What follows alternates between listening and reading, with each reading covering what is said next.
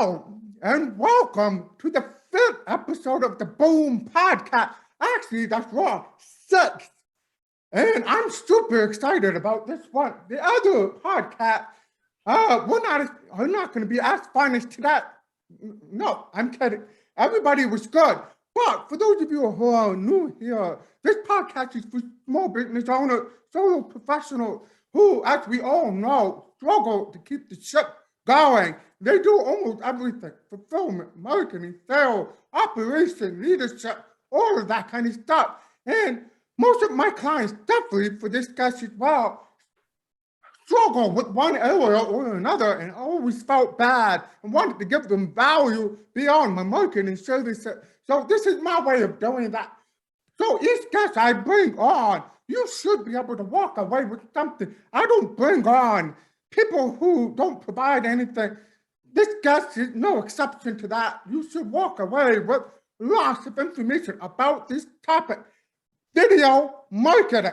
Now, that's not my area of expertise. People tell me I'm TikTok king. Please stop. I'm not. I have like 2 followers on TikTok. My daughter and my son. So everybody else did not care. But this guy, his name is Alex B. Sheridan. Now, let me be honest as possible. I was this close 2 years ago, maybe 2.5 years ago, from purchasing his services. I was so close to doing that. It was at the height of the pandemic. And I was like, you know what? Let me try to do that. But stuff happened. But I almost hired him. That's how good I feel he is. So I'm going to stop blabbing. Alex, welcome. Can you introduce yourself real quick? What do you do and who do you serve? What's up, my brother? Glad to be on here. I love the intro too. I'm excited. My name is Alex, and I'm the founder of Impacts Marketing. We help our clients, whether it's solopreneurs, medium-sized business owners, we help them attract their dream clients on social media through video, and we help them build an industry-leading brand in the process, so that they don't have to hunt down constantly new business. They become the hunted, and people come to them. That's awesome. So real quick, not to stir the pot or poke the bear, which I love to do. I'm not trying to do that. But 2 years ago, there was 3 video. Well, there were 4. We're not going to talk about her. She's over here for a second. But there were 3 video content marketers that I was aware of that I was like, holy cow, these are all-star players. It was Jonathan Palmer. I don't know his last name, but Justin. He did the whole Tiger King thing. And you, my friend, are the last man standing. I never thought about that till now. Helping Shay Bottom on the back end. Yes, he is. He is. I'm being mean, but Jonathan's still very much active in the business. Yeah. He just hasn't produced as much content as you have. And Justin has gone on to do other things that's closer to his passion. And he's a sales guy as well. So how does it feel to be one of the last remaining 3 to still pumping out content? How do you stay so consistent after 2 or 3 years? Well, I don't know, with other people, I try not to compare myself to what they're doing and that kind of stuff, but I never really thought about that until now. But I do see people, I do see people come and go though. So that's fair to say, like, I do see that. That's, the consistency is one of the hardest pieces, but what I am proud of, Doug, is that I have stayed consistent through the ups and downs, because I've had ups and downs just like anybody, personally, professionally, like I've had all of it, right? But I always just really understood the importance of staying consistent for my audience. It doesn't mean not taking days off. It doesn't mean not taking breaks, but just being consistent day in and day out. And more important, or just as importantly, is evolving and growing and building your skills and learning along the way, with the mistakes, with the wins. And for me, how I stay consistent, a lot of it's processes and systems. So I outsource the things that I don't want to do, that I'm not good at, that take a lot of my time. And so between processes and systems, delegating, outsourcing, that's part of how I stay consistent. Amen. Amen. And I do know a tiny backstory, which I think about you, which I think is really incredibly powerful, was that when you first got on LinkedIn, you were actually employed elsewhere for a moment, right? And you actually had some personal life stuff that where you had to take care of. And so safe to say that you didn't have the, I want to say, smoothest start to LinkedIn. You had some pace to juggle as you were transitioning into doing this full time. Can you share a little backstory to what were you doing when you first got on LinkedIn professionally? Yeah, so I was a salesperson at heart for 10 years, B2B sales. So, I mean, I was in charge of building territories up from nothing to contest winning territories. So I came into LinkedIn trying to market a consulting business that I thought was going to be sales consulting. And I started saying, well, you know, I've always cold called, I've always sent the emails, I've always done all knocking on doors, whatever it took to get the sales. And to a certain degree, that still works. And it probably still will always work to a certain extent. But I got on LinkedIn. I was like, I need to market I need to start this branding thing. You know, I need to get on video. And if I can attract clients to me, that'd be great. And over time with video, I realized in 2019 is when I got serious about it. And I started to realize, not right away, of course, but over time, my clients were starting to come to me and they were starting to DM me and say, hey, I just saw your video on this, this, and this. I'm curious about this. Or, hey, how would you work with someone like me? And it was like the light bulb went off and I was like, that's it, baby. That's it. I'm not going to cold call the rest of my life. I'm going to create video content and do social selling. And I'm going to teach people how to become the hunted versus constantly having to hunt people down. And if you can do both at the same time, and that's perfect. But to a certain extent nowadays, 2022 and beyond, you really should be building a brand where people know who you are. They like you, they trust you, they want to buy from you, and you're growing, you're scaling that every single year. So let's dig a little bit deeper because some of the audience might be in a similar situation you were in, which is working someplace else, but the dream was to go this way, do their own thing. What are some recommendations or quick tips that you would recommend how to lead a 9-to-5 and feel confident that you can replace your paycheck consistently enough and obviously get more than just a paycheck? But that's got to be a very scary. I've been through it, but I don't want to talk about myself too much. How did you set up the road, make the road happen for yourself to leave behind 9-to-5? Yeah. I think first and foremost, it starts with your mindset. If you truly, truly want it to happen, it can't, like, it was never for me, Doug. It was never like, oh, I'm going to see how this works, or I'll start the side hustle and see how it plays out. And hopefully I was like, I either make this work or I fucking die. Like that was my mentality. And that was every day. Every day I woke up and I was like, I'm talented enough. I'll work hard enough. I don't know everything right now. And I'm going to make a ton of mistakes, but I'm going to push through it anyways. If I get knocked down, I'm going to get back up. And I know it's kind of cliche to say all that stuff, but that's where it starts. Like if you truly believe it, and then you not only just believe it, but you take action every single day. And if you want to make the switch from 9-to-5 to your dream or your passion, it's going to take long nights. Some nights it's going to take work on weekends, some weekends. It's going to take up giving up things to go put in work to build it, right? Because you're balancing a full-time job with the side hustle. It's two different things.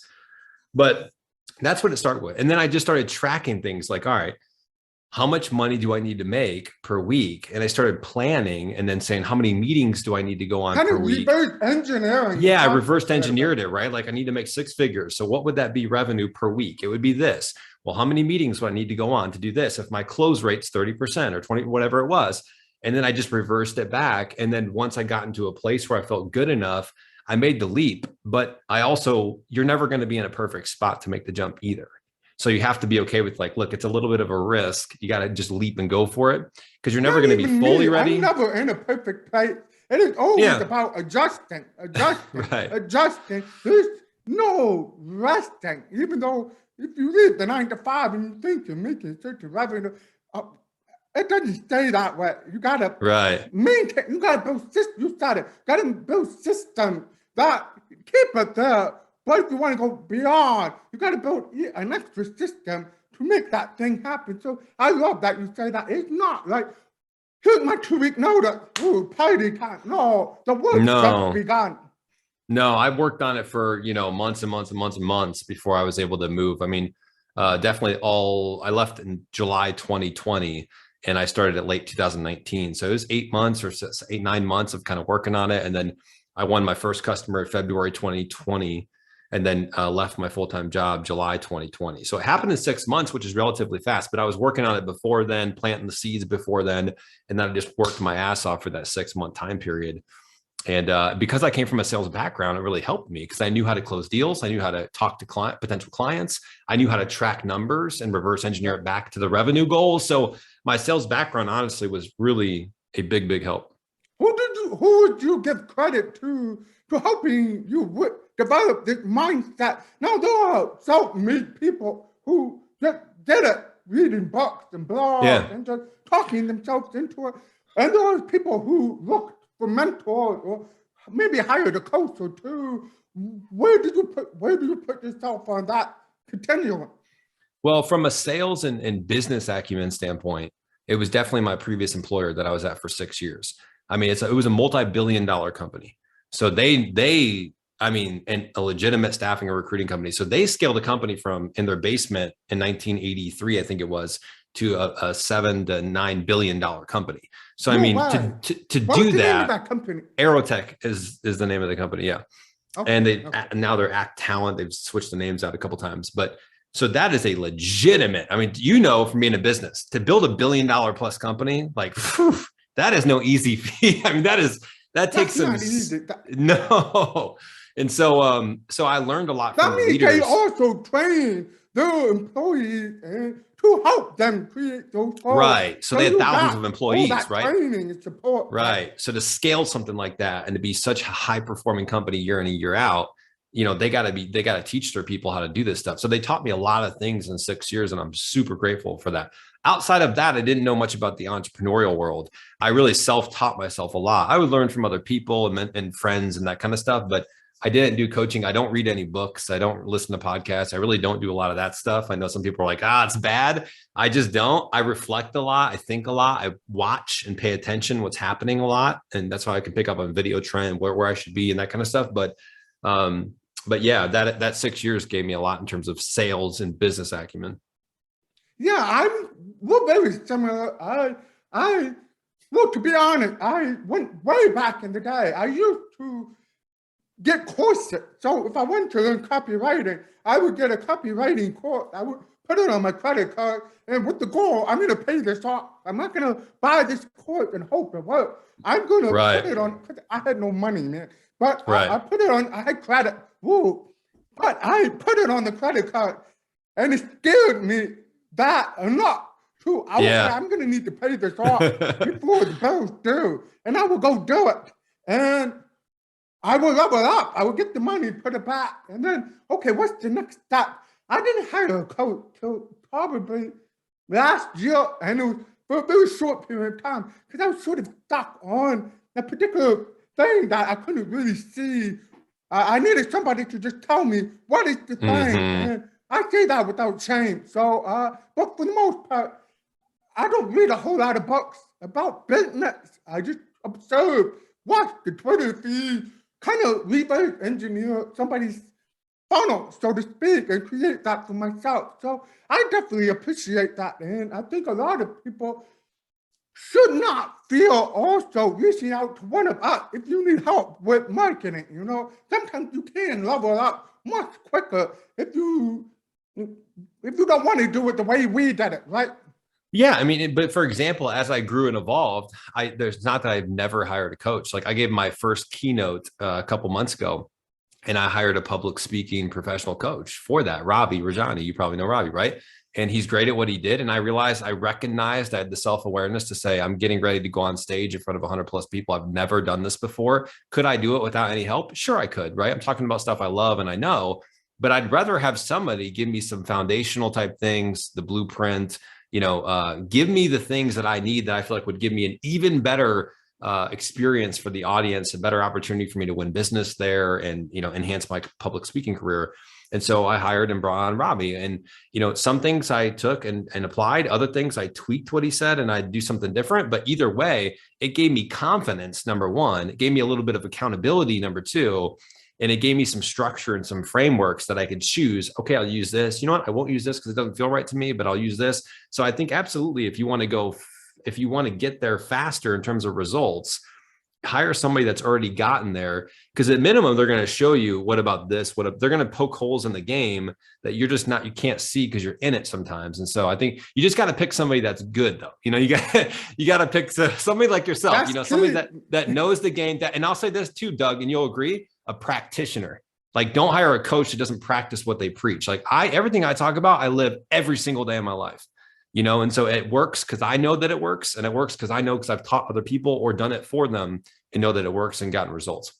See, that's why I've had so many people say, Doug, you should quit writing content for other people and go all in on coaching. I'm like, no, because my unique value, at least the way I see it, within the copywriting coaching type of role, is I do it for other people and get results. So I'm going to teach you how, not I read a book, therefore I'm going to teach you what the book says, and we're going to figure it out. Well, together. Dude, it's like, no, so I do reduce the amount of people I write for so I can free up my time, but I'm never going to give that up entirely. Maybe that's me and myself sabotaging talk. I don't care. I really feel like give me credibility on the sales call when I say, hey, I have a brand I used to write for who's in a similar situation as you. This is what we did. So for me, it gives me power on the sales call as opposed to being just a straight up coach. On your end, you're doing it. You're literally doing the thing that your clients desire and more. And plus the sales background as well. So you have been in the trenches, you've done it, and you offer that to people, and you're spot on. And I think there's a little bit of bitterness in the feed when people call out coaches, and not all coaches are bad. Did you pick the right one? Did you pick a good one? And you nailed one of it. Do they practice it? And that's key. And so, yeah, I love it. Let's transition real quick because we could talk about for hours. So most of my clients come to me. We do a lot of copywriting tactics for LinkedIn, some personal brand, but there's always a time when I'm like, you need video. And when I say that, no, we're not going to do video. Let's keep writing. I'm like, no. You need to do video. You need to get your face, your voice, and your message in front of an audience. Oh, no. Where do you think the fear of being on video comes from? And what are some common buckets of fear that you've noticed? And why are they false? Yeah, the first thing is, I think there's a difference between, creating video content like this, where we're having a conversation, versus getting on camera, pressing record, and having to perform, right? And that's where people have the anxiety, and it's like, oh my gosh, I'm in front of a camera now, and I've got to say something, and now I'm thinking about what I should say. Therefore, I'm not concentrating on being in the moment. And so everything gets messed up, right? It's like if you shoot a free throw on a basketball court, and then now 1,000 people come to watch you, or they're going to record it and send the video out to everyone that shot changes, right? Like versus just shooting hoops with your homies out back. And so what I always encourage people to do, if you're having some of that fear, that reluctancy, is do things like this. Just get on a Zoom call, get on a video call, and chop some of that content up and just start talking. Hey, let's talk about 3 things that are going on in the industry. Let's talk about 3 things that our clients struggle with, or that my clients or your clients struggle with, and what are some solutions to those? And that's content right there. So I always encourage people, like, dumb it down. Content. That's great content. It's a great place to start. Versus, I think people sometimes see video creators that have been made hundreds and hundreds of videos, and they go, I got to start like that. And it's like, no, you don't, right? Like, to keep it very, very, very simple. Or maybe you're already doing live sessions, or you've already got a podcast, or you've already got team meetings that you're doing. Like, find ways to take the macro and break it up into micro. And I think that's a great way to start, because it takes out the performance anxiety of it. That you nailed it for me, because I would have never done TikTok without first doing podcast. I had a podcast with Simon. I said yes to Simon because I let Simon take the lead in that podcast, which was fine. I was not really interested in competing for airtime, but I knew instinctively that if I could get reps in Number one, for me personally, accepting my accent publicly. Two, getting used to just putting my face publicly and letting somebody else who enjoys being on camera kind of take the heat off of me. I got confident that way. Then I started doing TikTok. And then my TikTok gave me confidence to do my own solo podcast. So it wasn't a straight shot from copywriting to TikTok. Maybe for some other people, for me, no way. 10 years of selling my services online, no way you would get a camera in front of me and, like you said, perform. It was first I had to find a comfortable video place to be and then build up from that. So that spot on with that. Second thing I've noticed personally is some clients worry about the way they look. Whether it's, Lord knows I could use 20 pounds off my face. So, but other people are generally insecure about the way they look on video. What do you say to those types of people? Well, I mean, first and foremost, it's we always look in the mirror, typically, not everyone, but we tend to, as human beings, and critique ourselves unfairly. Like we don't look like, hardly do we look in the mirror and like, wow, that's amazing. I love that about you, man, you're awesome. And even our personality, wow, I love what you did today. I love how hardworking, how caring you are. We're typically like, oh, I messed this up, or why does my face, why did that mold there, right? And so we typically beat ourselves up too much when really we should love ourselves more. So that's part of it, like the whole side of that. The other side of it is just if you haven't been on video a lot and you haven't created a lot of videos, you're just not going to be used to seeing yourself.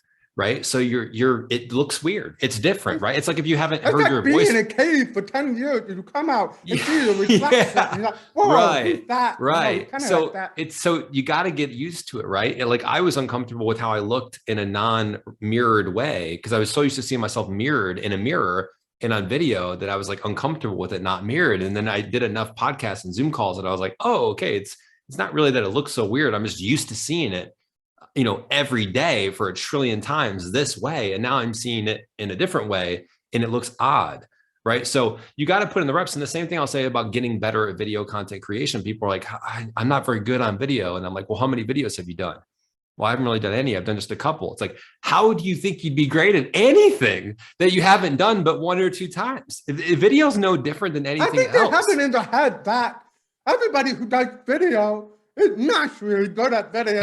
Right. Maybe it's true for some people who just really love to perform. But I think for 90% of the population, it's a skill and a comfort level you have to build up from, right?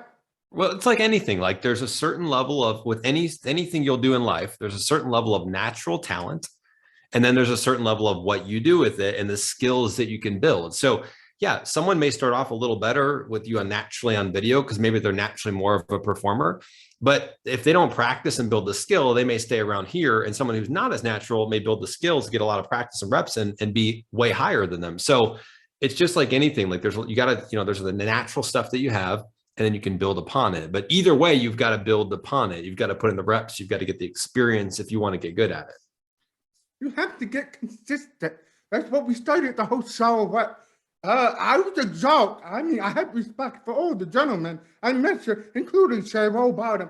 But Alex is here not because he did great 3 years ago. He's here because he's still consistent with what he's doing. He doesn't take his foot off the gas. He might downshift to try a different project or shift his business model once or twice. But the front face is always consistent. You might not be aware of what's happening behind the business, but the brand is always consistent. I know every week I'm going to see you in my feed. And I also know you're not going anywhere. So and there's comfort in that in a strange way. And I think people really need to try. Consistency makes everything better. Now, I do agree. Consistency in the wrong thing can take you off short. So consistency with self-awareness will take you a lot further than somebody who's just great on camera, but they just stick with it, right? Exactly. I mean, I think, consistency and learning along the way, like what you're saying, like evolving and getting better too. Because if you're consistently putting out crap content, you haven't learned, gotten advice, got feedback, made the adjustments, a year later, you're still putting out crap content. You're probably not getting the results. So I think you have to be able to learn and evolve along the way. But that is something I'm very proud of, Doug, is I've heard that a lot recently. That people are like, man, I took a break for a while, or I've been here for a long time, and you are still putting out videos, like, and they're getting better and they're different and you're evolving. And so for me, I'm really proud of that, because it's one of the attributes that I think is so important in life, and definitely in business and definitely in entrepreneurship, is your ability to keep coming forward. You're going to get punched in the face. You're going to have challenges. You're going to get knocked down. You're going to doubt yourself. You're going to think, what the fuck am I doing today? And your ability to just say, I'm just going to keep coming. Like, y'all just can't stop me. Like, I don't care what happens unless I'm fucking dead. And even when I'm dead, I'm going to come back because my spirit's going to be doing some shit. You know, like you just keep coming forward, man. And that is an attribute. If you've got that, and as you're coming forward, you're learning and growing and developing as a person and from a professional standpoint, dude, you're going to win. It's really hard to stop somebody that keeps coming forward and gets better every day.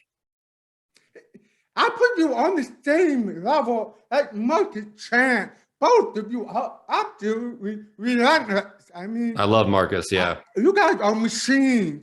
And I've spoken to Marcus privately a couple of times. You know, Marcus says the exact same thing as you. It's not all sunshine and rainbow. No. I'm constantly trying to figure out, okay, how do we make this better? Oh, I think he said it today on one of my comments. I just learned how to fail quicker. Exactly. I'm like, okay, it took me a moment, because sometimes I sound really cliche. And then when you really think about what Marcus is trying to say is, yeah, don't wait. Keep going.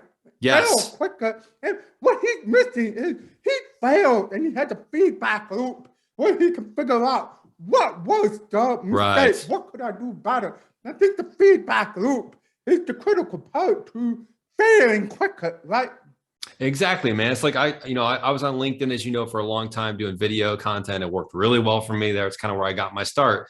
And then recently I started getting consistent on TikTok. So I'm like, I want to really start learning the platform and taking that shorter form video content, like taking those concepts and applying them to other places and Instagram Reels. But it was a little bit foreign to me, the platform and the nuances of it. And I got on there. But because I had that mentality, I was like, I'm willing to fail. Like, I'll put out 2 videos, 1 video, like I'll post every single day pretty much. And I'm not scared to fail. Like, I know I'm not going to go viral overnight, and that's fine. Like, I'm here to build skills. I'm here to pay attention to what's happening. I'm here to evolve. I want my content to be better now than it was 6 months ago, which it is. And I know that's going to long-term, that's going to get me to where I want to go. That's going to help me grow. If you're scared to fail or fall on your face, like, you're just not going to last very long. And if you get rattled and then just quit and abandon everything when it gets tough, you're not going to last either, because it's going to get tough many times. And Doug, I also think that that's why you have to enjoy what you're doing, because if you're not having fun with it, it's hard to stick with that journey when it gets tough. You're like, you not only have to enjoy, but you have to believe what you're doing. Yes, exactly. Enjoy help, but both of them together, it's just a powerful way to take off getting rattled. Yep. Exactly. Let me ask you something. And it's weird for me. I didn't think I was going to bring this up, but as you're talking about TikTok, so I create TikTok content. Okay, I mean, I will freely admit most of my TikTok content is just me experimenting, because again, I don't really have video marketing background, so I'm just literally saying every single post, and that's okay. But I get 4 likes. 200 views, 300 views, maybe 15 likes, and I've been on it for 6 months. However, when I take a video and move it to LinkedIn, it goes through the roof. And because you have more of an audience here, though. Why did my TikTok video pay better on my LinkedIn channel? Well, Doug, TikTok, I think I came up with the answer, but I want to hear from you. I know exactly why. And I told you that my TikToks are bombing, but when I move them to LinkedIn, they're doing so good. What would you say to me? I know exactly why, because you have an audience and trust and credibility and likability already built on TikTok, or already built on LinkedIn. So when you post anything on LinkedIn, it's going to do better for you probably than it will on TikTok, right? TikTok, you don't have that recognition or audience or trust or credibility yet, but you will at some point, right? Same with me, right? My videos will do much better on LinkedIn from an engagement standpoint. Usually, not always, but usually. Views, it actually depends now these days. But But it was much harder in the beginning because I didn't have the community. I didn't have the audience. So that matters. I mean, it matters where you stake a claim. It's like if you're touring somewhere and you're a band and you're in Chicago and you've been crushing at the local places and taverns and bars and events and stuff. And then you go to a new city, no one knows who the hell you are. Well, you've got to build up that new city now. Yeah, you got to build up that new city, and you leverage some of the people from the old city maybe to come see you or buy or whatever it is, promote you on social. But you got to find a way to build up that new city now. So that you just nailed it. The foundation for both of our so-called success, at least in terms of LinkedIn metrics, is we have a brand. We work hard. Right. We found the messaging that we connect with our audience, and we connect with people in the DM, and we build community. We support other people. That's the weight.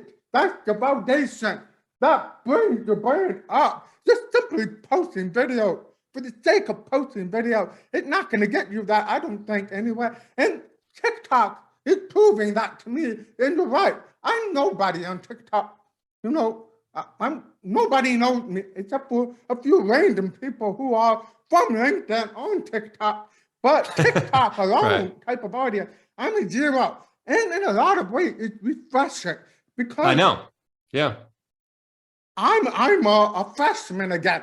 I'm like, there's no pressure. Oh, okay. How do you open the locker? Oh man, geez, I got you, man. Oh. Right. There's it's kind of nice. I like being a freshman sometimes.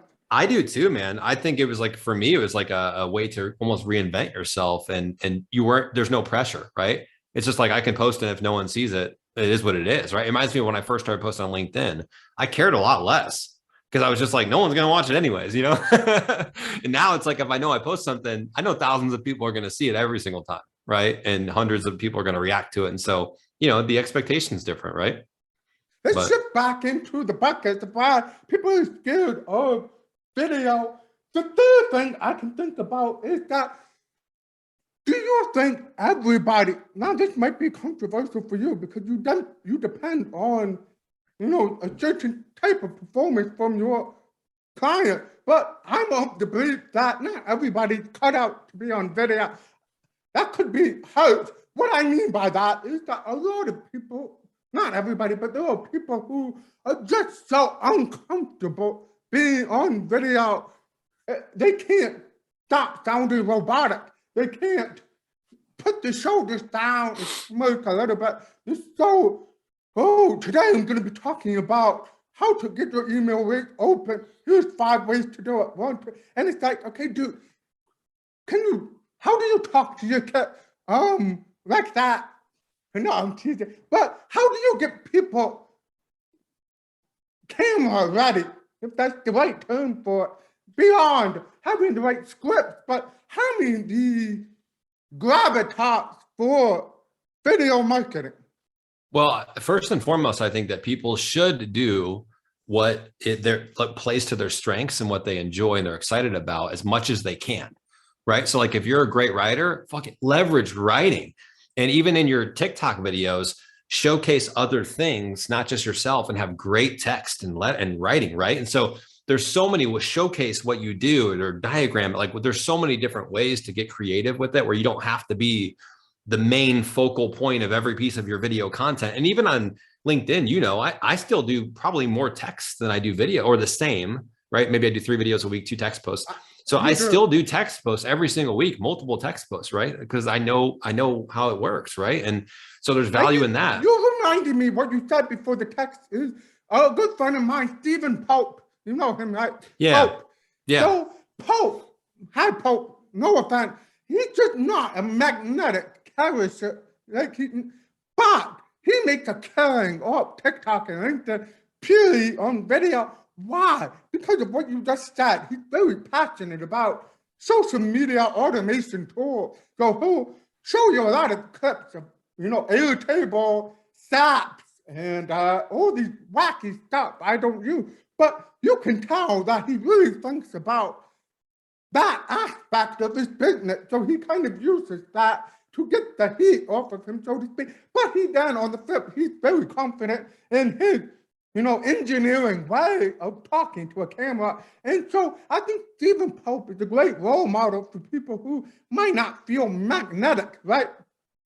Exactly, man. I mean, you can look at any example of like product or service, whatever you do. If I like sold these microphones here, and maybe I don't want to be on great on camera, right? Which I would also argue with that whole thing is that like, how many times have you practiced being on camera, right? But anyway, that's a whole other thing. But if I made this and I was selling these Yeti mics, I may like take it apart and put it in fast motion on camera and say, here's what a Yeti mic really is underneath. Here's what it sounds like. And here's versus your computer sound. And then I would compare the two sounds. And then I wouldn't even be on camera. I would just showcase that. But that interesting take on a camera and the differences between the sounds. I mean, there's so many things that you can do that are creative on video where you don't have to be the focal point of the video. Or, Doug, the other thing, like we talked about earlier, have a conversation and just record it. Because most time what I've noticed in 99.9% of cases, people can do this fine, right? But then as soon as you say, all right, record, and it's just them and they got to make the video from scratch, that's when it's like, my name is, what's my name again? They get all squirrely, right? Because it's like the pressure to perform is there. We're just having a conversation. So again, I would just, man, as simple as you can make it, get on a Zoom call, a video call, talk to FaceTime, whatever you got to do, and just ease into it with that and just make it more conversational.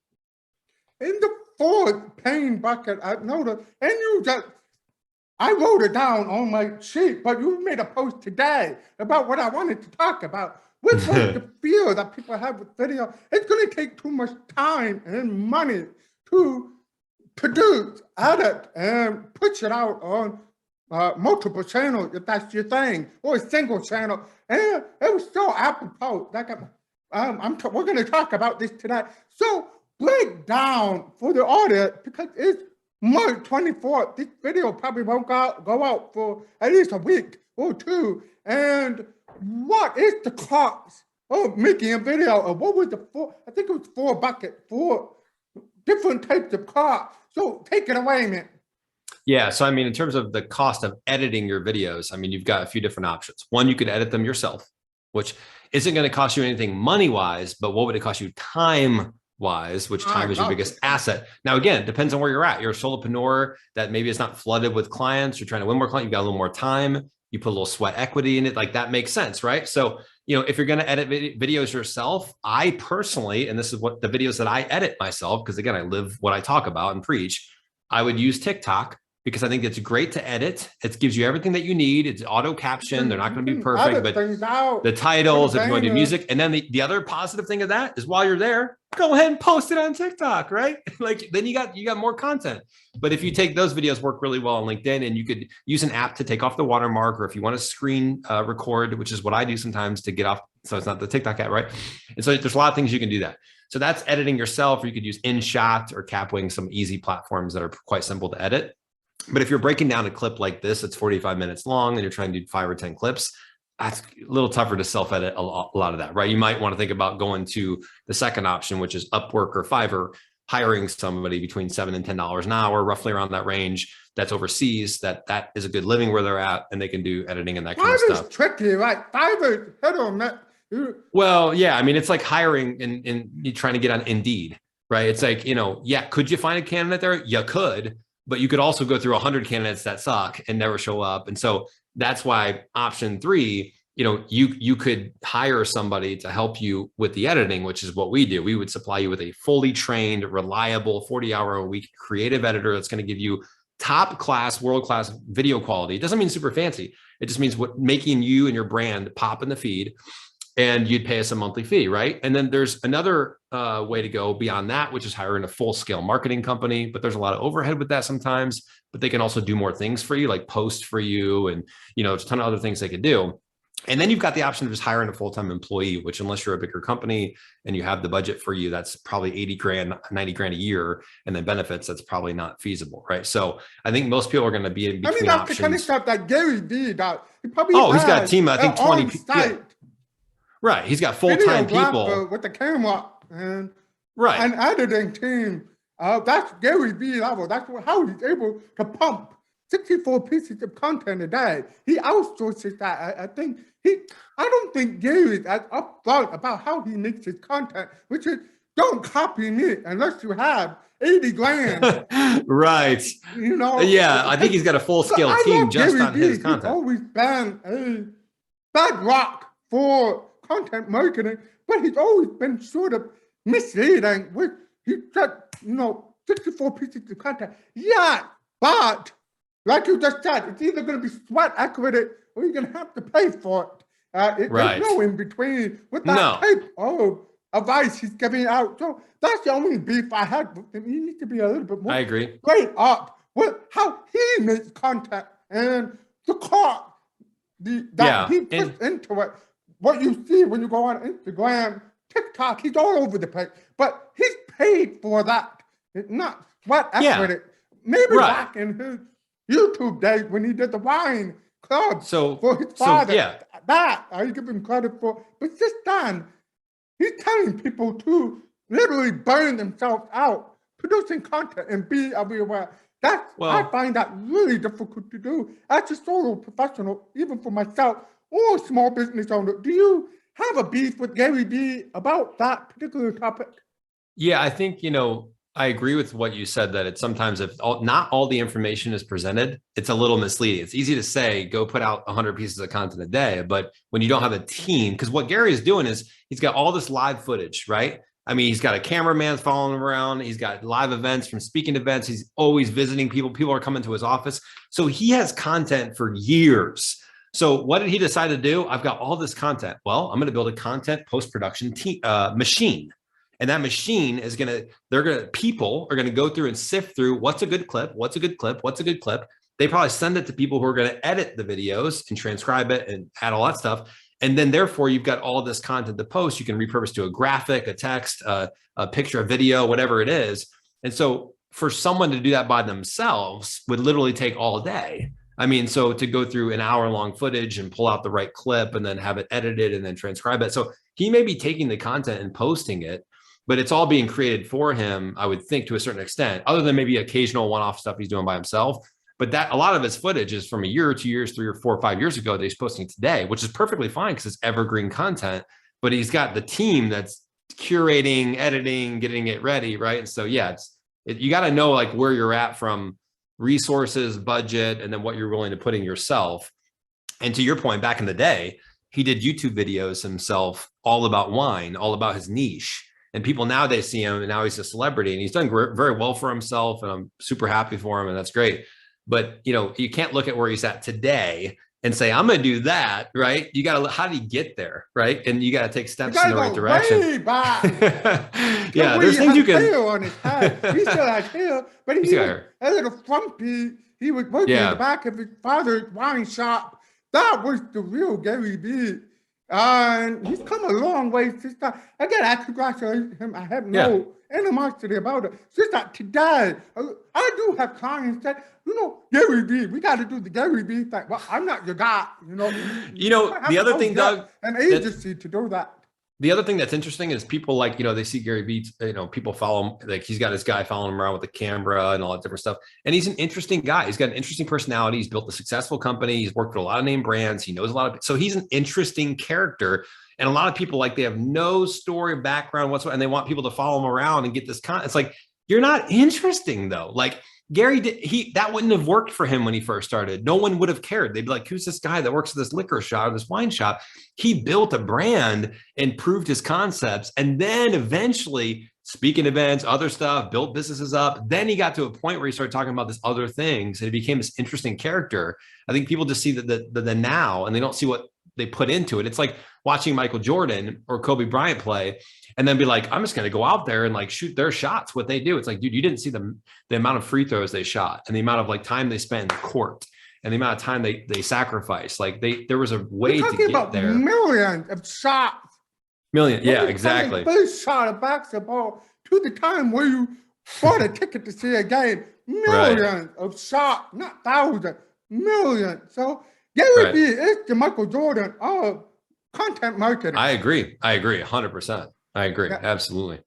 Do you ever get an odd sense when you get inbound, you get on a call, that clients feel like They have to have your type of content, meaning the green screen. Do you ever, or do they fear that's what you're going to be teaching them? Or, and maybe I'm misunderstanding. I haven't heard from anybody. I'm just thinking to myself when I see your stuff, like the green screen and the time, the car, all of that. It's not a fear that people have when they first reach out to you. It was, I think, from when I was doing the really creative videos, which if you've noticed, I've done less of those recently, and there's a lot of reasons why, but I'm going to bring those back. But they were so cool. The whole rap, the game show, that stuff, man. That stuff, I do create a distance between myself and the audience, because most people look at that and go, I can't do that, right? And so, and I understand that, even though maybe some of them could, but it's why I also put out simple content, like me just saying, here's 3 things you need to learn about this, or a repurposed live event that I'll use as content, because that's stuff that anybody can do. So I think I get less of it now, but I do occasionally get someone like, oh, I'm not going to do what you're doing. And I'm like, I would never expect you to do what I'm doing, right? I'm just trying to help you build your brand and win business on social. And then we'll reverse engineer what the best course of action is to get there. It's not to be Alex B. Sheridan. Just like if I try to be Doug Lawson, I'm going to lose. I'm not you. I don't have that personality that you have a certain air about you. That's cool. I get the same thing on the copy side. Which is, I totally can see that. Are you going to have me poke the barrel everywhere? No. Right. I do that. We're going to have a different plan for you. It's going to fit you and your message. Exactly. I would never recommend that you copy what I do. So I kind of have to be careful. That's why I did the TikTok thing. I try to put fun into my brand to make everybody know I'm not that guy 100% of the time. I do enjoy poking people, but I'm goofy too. So TikTok allows me to show that side of myself, so I can totally see the game show and the wrap up. You kind of pull back, and that's you having fun and growing your audience that way, but then dialing back into simple videos. That's a great strategy. And the thing I'll say too is like, that's what's great about content is it's like art, right? So what you create is, I wouldn't do what you did, you wouldn't do what I did, and we've got differences, but we've got similar messages. And that's why I try to teach people, like, there's a difference between your message and the delivery of the message. The message can be consistent for the most part. You can talk about a lot of the same topics, subjects, your brand. If you're all over the place, like, I don't even know what Doug stands for anymore. He's talking about this one day, this, but you're consistent with how you show up, but the delivery can change, or how you poke the bear that day can change, right? The same with me with videos. So that's what's cool. It's art. It's like we can all paint on the canvas, and we can all have a great, and even a similar story that we're telling, but it could show up as a completely different painting. I love it. It is an art. It really is. And I think people should see it that. And with caution, because business people don't want their business to be an art. They want to make revenue. But I would say marketing of all the business disciplines. You've got business processes. You've got marketing, sales, operations, management. Marketing is the most creative aspect of your business. Personally, I would fight anybody who tells me otherwise. It is a creative enterprise to connect with your audience and your buyer. Sales and all of that, you can find your own flavor, if you will, but it's pretty much regimented to a thing. But marketing is an opportunity for your brand to come alive, whether it's visually or textually or all of the above. I mean, have I lost my mind? No, I agree. And I think, like, a comparison to make with how people in businesses, whether you're a solopreneur or a small, medium size or large company, how you show up on social media. Let's take example for a place like LinkedIn. You need to show up more like a Netflix series that's interesting with some educational stuff, right? That's fun to consume versus QVC. And that's why a lot of companies are losing right now. A lot of people, they're like, here's my article, here's my product, here's my service, go to my company page. Let me share something from my company page that no one cares about. Dude, you're QVCing and no one's watching your show. You got to get people to watch the show. So if they don't start thinking about content, what's he going to do next? If you don't think about your content a little bit, like art or like, a series or like something to get people to watch, when I see your post, I'm like, oh, something interesting, there's and I'll probably learn something, but there's going to be something kind of interesting with a twist here, like an edginess to it. Right. And so you're getting people to come back and consume and consume and consume. And then that drives other people in. And so you have to start thinking about that if you want to really do some damage in a good way on social media. This has been a phenomenal conversation. I may have to bring you back on again because we're not done talking, man. Let's do it. But we're running out of time. I know you're busy and I got some stuff to do. But let me just say that it's been an honor. I've been following you for such a long time. And you're just killing it.